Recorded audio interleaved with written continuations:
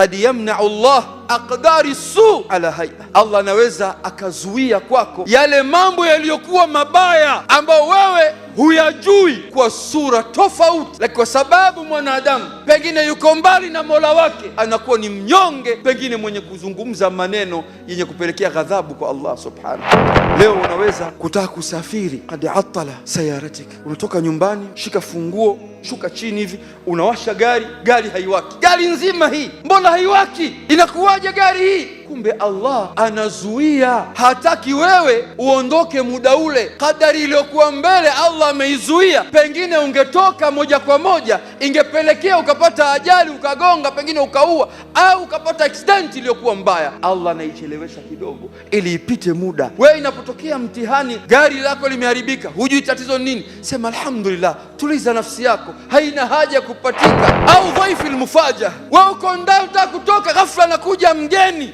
mimi nataka kutoka, ananijia mgeni, ananizuia nisitoke. Hapana, Allah kamleta akushughulishe, kwa sababu lau ungelitoka wewe ingelikuwa ni mtihani kwako. Shukuru, fungua kifua, sema alhamdulillah, Allah karuzuku, kaniletea mgeni hivi sasa, alhamdulillah. Au maradhi fi jismik, au maradhi katika mwili wako, sema alhamdulillah. Pengine Allah kaleta anataka kufutia madhambi katika maisha yako. Sisi Waislamu leo tunakuwa tunasononeka katika maisha ambayo tunaopita, tunakuwa ni wanyonge, tunaingia na huzuni kana kwamba tunamiliki ulimwengu.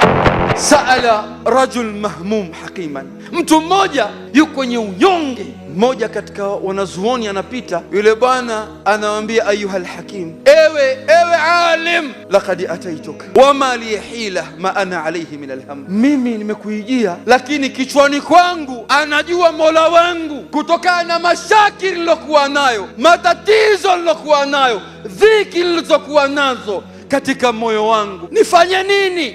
Yule imam anamwambia, inni as'aluka su'alaini wa uridu ijabatuhuma, nataka kwanza kabla ya yote nikuulize masala mawili. Faqala rajul is'al, yule mtu anambia, niombe. Jambo gani hilo? Ajita ila hadhihi dunya ma tilka almashakil, hivi wewe umekuja katika ulimwengu umebeba haya yote matatizo yaliyokuwa juu ya kichwa chako? Yule bwana akaambia, la wallah, haya nimekutana nayo hivi sasa, wakati ninazaliwa nilikuwa alhamdulillah kichwani safi. Hal satatruku dunya wa ta'khudhu tilka almashakil, ikiwa wewe hukuja nayo haya matatizo yote, je, siku ambayo malakul maut anakuja kutoa roho yako utaondoka na kuyabeba yale ambayo matatizo uliokuwa nayo ukaiacha hii dunia? Anaambia hapana. Anasema al-amru lam ta'ti bihi wa lan yadhhaba ma'ak, yani inastaajabisha, leo unakosa baraha, leo maisha yako ni ya dhiki, tabu katika ulimwengu wa muda mfupi huu, kwa jambo ambalo wewe hukuja nayo matatizo haya, wala hutoondoka nayo matatizo haya.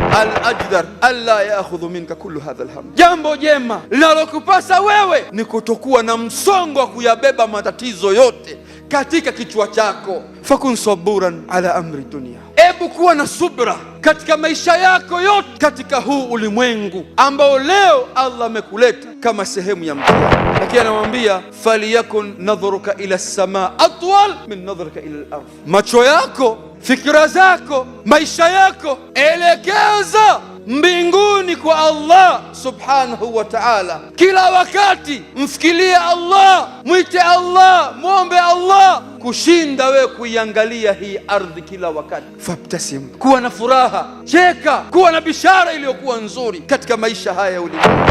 Huzuni isiwe ni sehemu katika maisha yetu ambayo itakuwa sababu ya ghadhabu za Allah subhanahu wa ta'ala.